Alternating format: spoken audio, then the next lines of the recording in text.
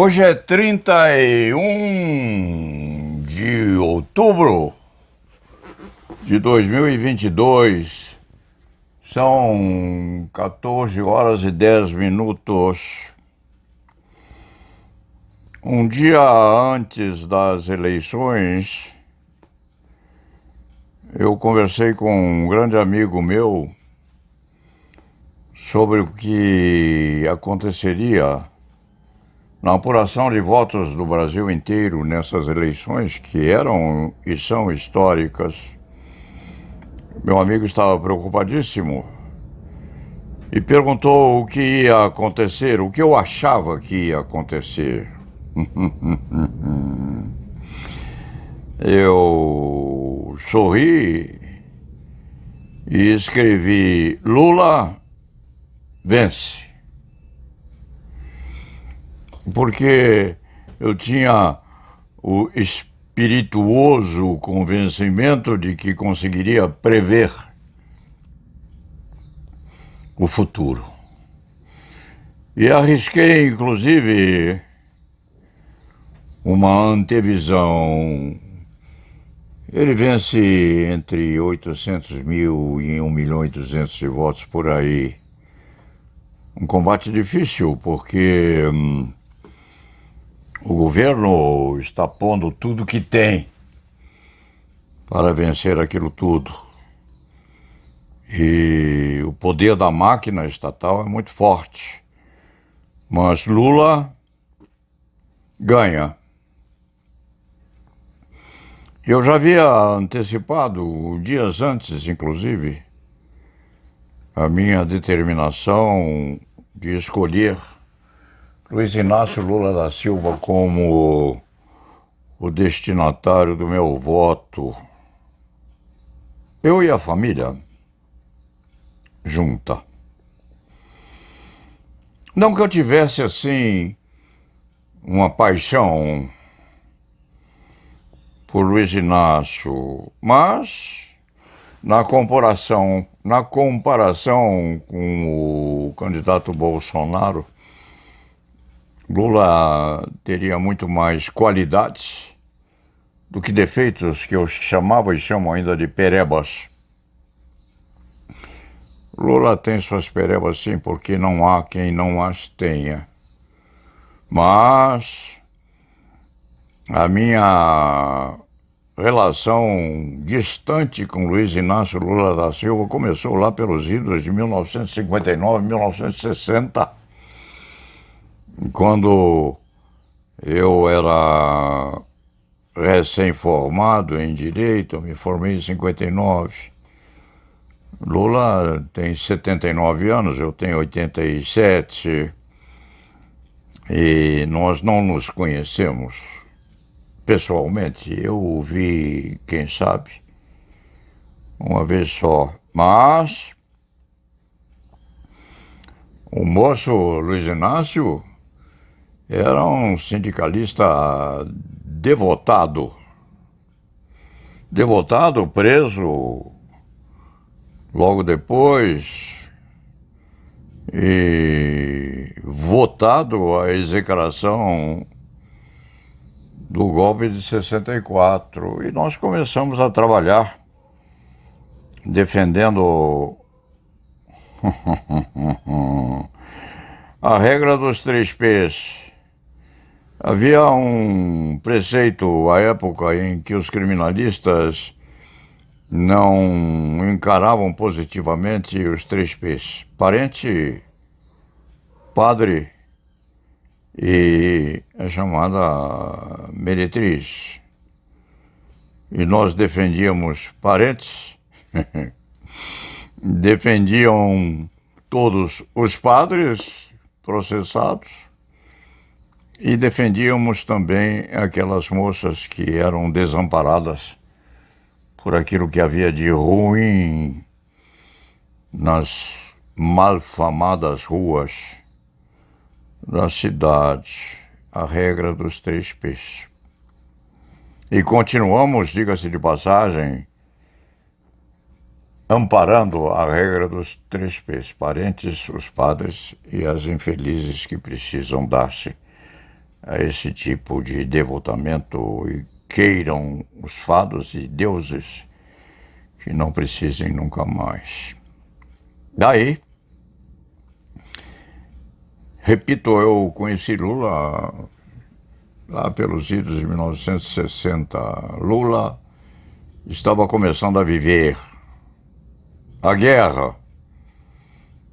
Dizem que seria uma guerra comunista, dizem outros que seria uma guerra socialista, dizem terceiros que seria um combate de alguém que tinha Cristo no coração, dizem outros que Cristo seria algum obcecado por alguma coisa no sentido de projeção do seu próprio ego. Dizem tudo isso. E o meu relacionamento com Lula foi esse. No fim das contas, eu sou um burguesão, um burguês velho. Burguês velho e apaixonado pela liberdade. A liberdade de comportamento, de fazer ou deixar de fazer as coisas, submetendo-se, inclusive, à própria vontade e pagando pelas maldades. Esta é a regra fundamental deste ancião do direito penal. E declarei que havia escolhido Lula para ser o destinatário da minha opção eleitoral. E nesse dia, 2 dias antes da eleição, o amigo me telefona e me manda um e-mail dizendo: Paulo Sérgio, estou preocupadíssimo com isso que vai acontecer. E eu secamente apenas escrevi: Lula vence por 700 mil, 800 mil votos, até 1.200.000. Vai ser uma campanha muito difícil, mas Lula vai ganhar. E Luiz Inácio Lula da Silva venceu as eleições à presidência da nação. Hoje é 31. A eleição terminou ontem com a apuração no mesmo dia, na mesma noite, com extrema rapidez. E Lula apareceu, fez o seu discurso, Bolsonaro não veio, espera-se que ele venha assim e diga a que é que ele veio e o que ele pretende depois de perder. Nossa vida é feita de ganhos e perdas. Ganhamos e perdemos todos os dias, todos os meses, todos os anos. Perdemos pretensões, perdemos lideranças, perdemos entes muito acarinhados. A nossa vida é perder e saber recuperar a perda, quiçá, ou se quando não conseguindo recuperar a perda, que nós nos conformemos com ela e consigamos cooperar para que o futuro do país, na hipótese, seja muito bem visto pela posteridade. Lula ganhou a eleição ontem. E na apuração se chegou a uma conclusão quase exata daquela predição que eu fiz. E eu confesso que eu sou uma espécie de preditor do futuro, uma espécie de bruxo. E depois, conversando com meu amigo ainda, disse: eu creio que vou transformar este meu escritório de advocacia criminal, que já tem uns 62 anos, vou transformar em consultório de pai de santo. Vou virar um bruxo, pai de santo, e dar consultas pagas. Vou cobrar as consultas.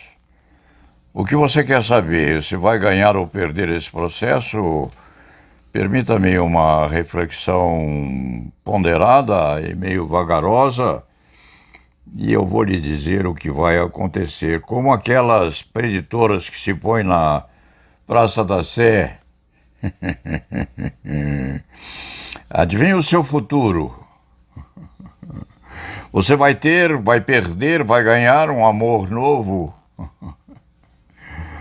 Aqui seria: você vai ou não vai perder aquele processo que você está a disputar com fulano de tal.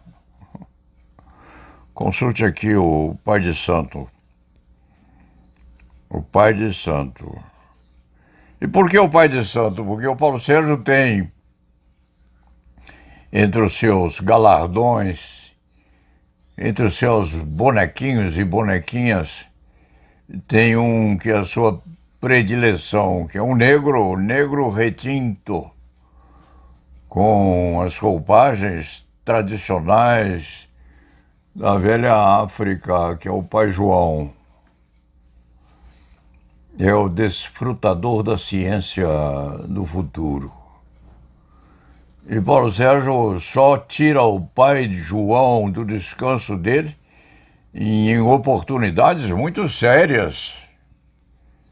E antes da eleição, convocou o Pai João e disse: ô Pai João,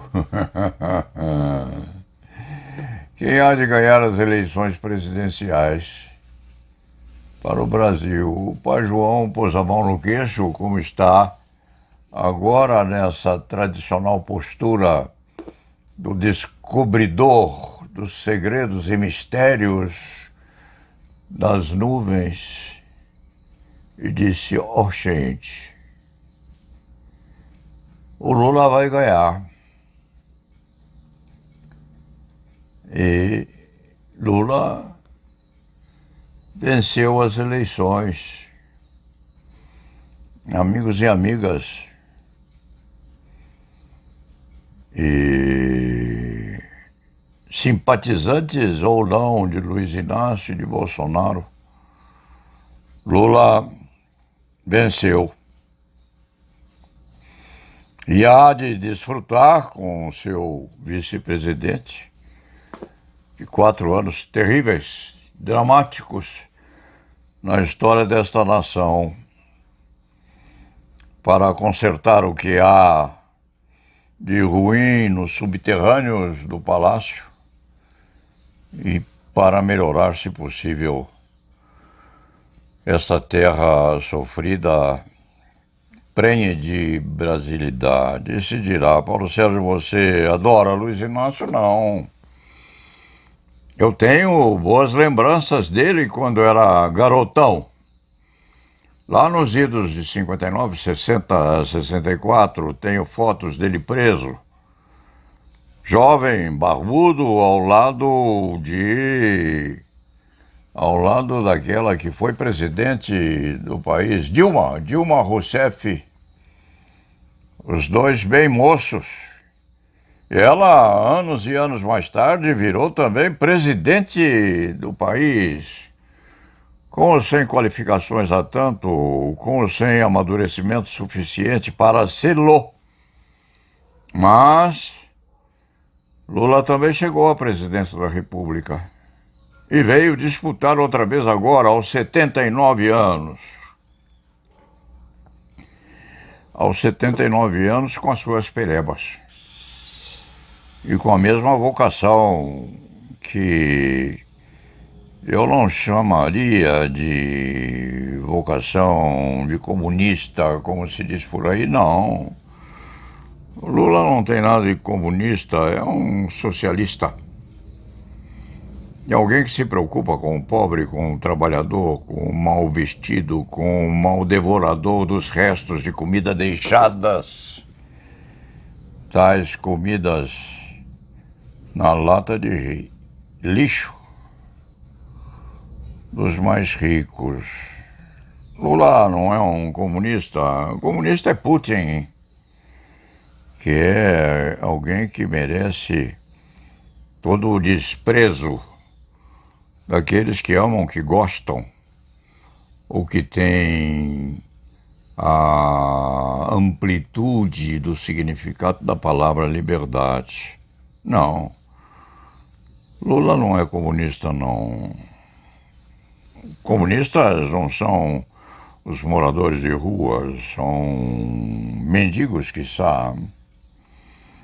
Os mendigos não são comunistas, os mendigos são famintos.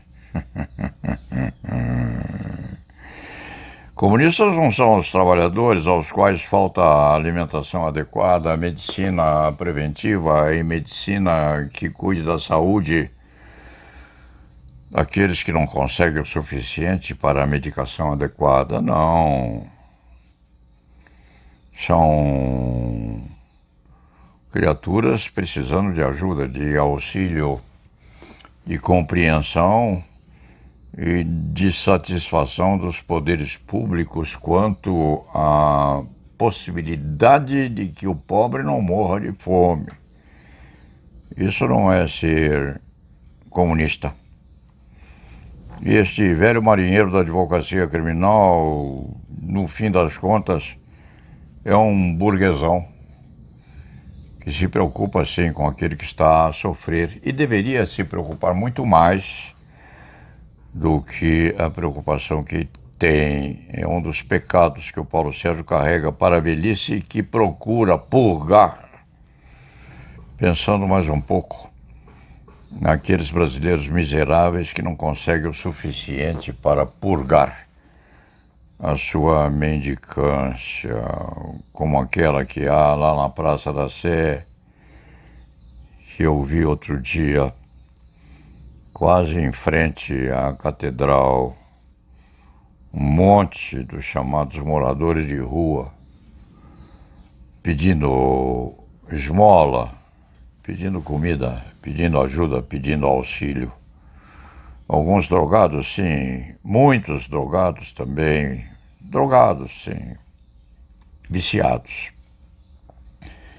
e abandonados e deixados nas palafitas. Isto não é ser comunista.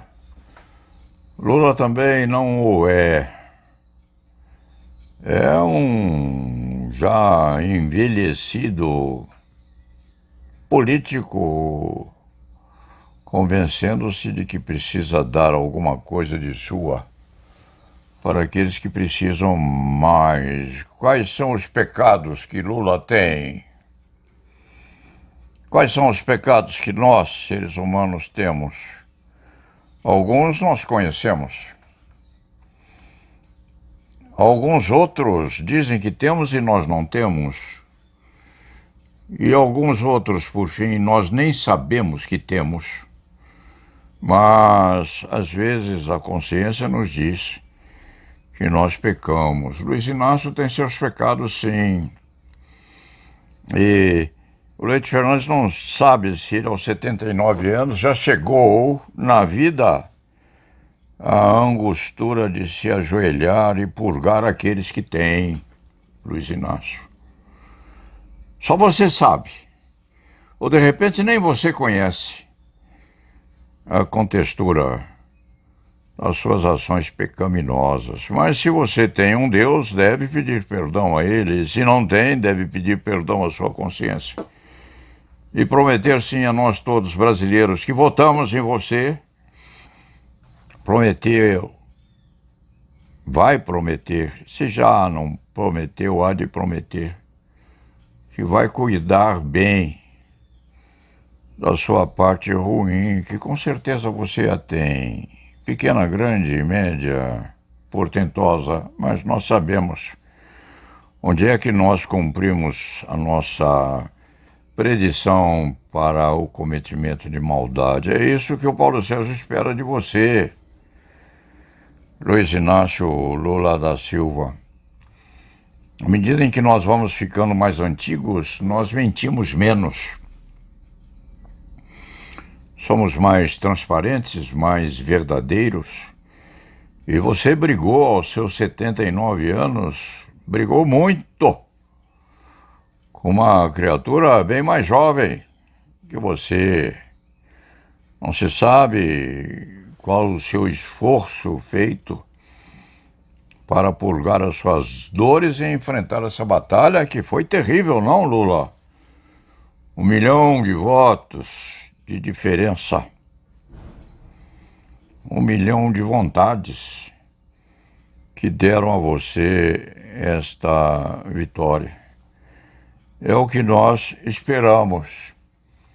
Aqui do meu lado, eu fico aqui com meu pai João. Com esse exportado da velha África. E com a mão no queixo, disse o pai João. Ao Paulo Sérgio, toque aí uma musiquinha, porque Luiz Inácio Lula da Silva vai ganhar essa eleição. E depois me ponha no meu lugar de volta, que eu preciso descansar, porque eu me cansei muito pensando no que ia acontecer. Então o pai João vai ficar aqui por uns dias só. Depois vou devolvê-lo ao seu lugar de origem. Eu me lembrei ontem de Geraldo Vandré.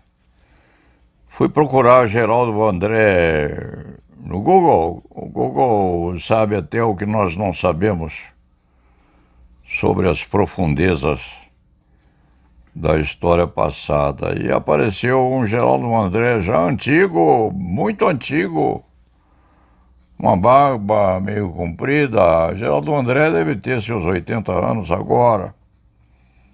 Bem comportado, sim. Ao tempo de 1960, Geraldo Vandré era o arauto da esquerda. E fez uma música que virou um mote. Para não dizer que não falei das flores, eu às vezes termino as minhas crônicas dizendo, ao invés de La nave va, para não dizer que não falei das flores. Geraldo nem toca mais essa música, mas deve conhecê-la ainda, Geraldo Vandré. E este antigo escriba aprendeu a tocá-la agora.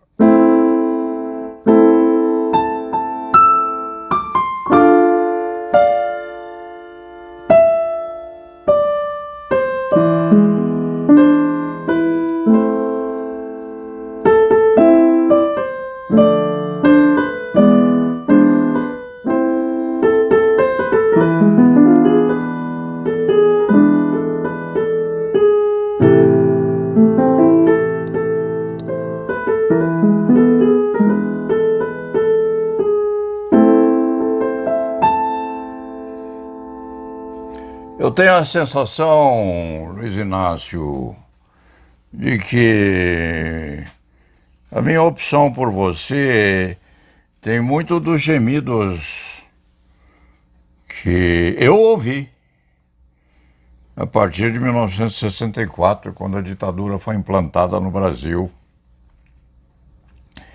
Tem muito dos gritos de horror,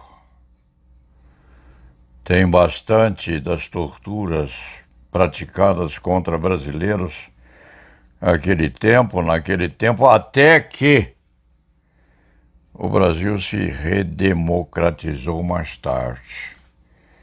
Eu tenho a sensação de que votei em você porque não esqueci da participação que eu tive naquela época.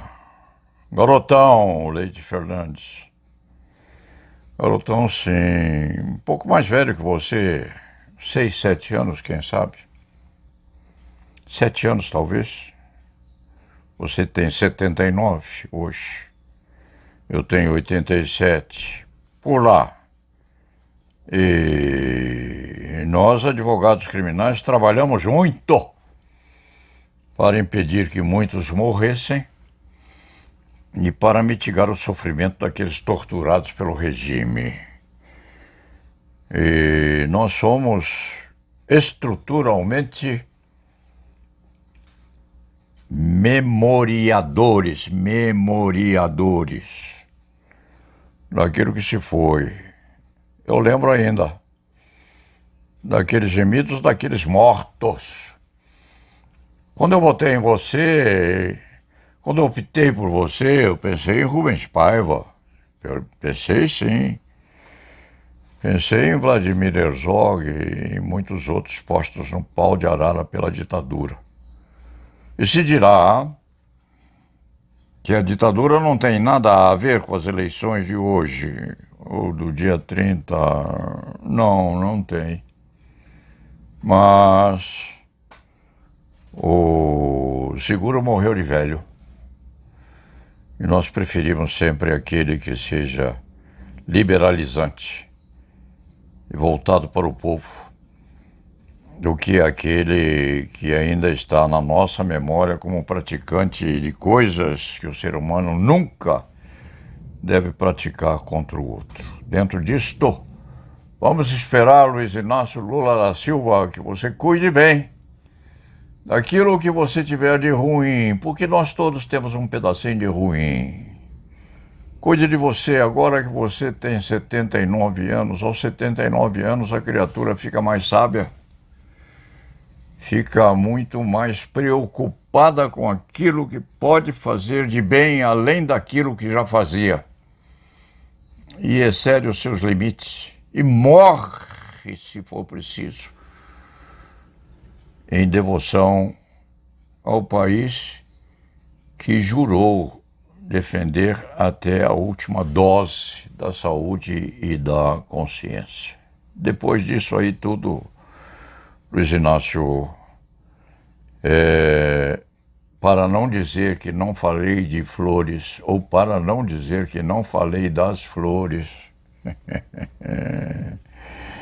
é pegar a barca, subir na nossa barca, no nosso veleiro, e terminar a crônica dizendo: La nave va el patio del tiempo, Luiz Inácio. O navio segue seu rumo e você vai carregar nas costas essas prebendas todas que foram deixadas para que você as conserte.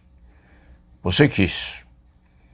Mete essa panela ruim nas costas, Lu, e tente consertar esse fundo que vem muito enojado por aquilo que se passou.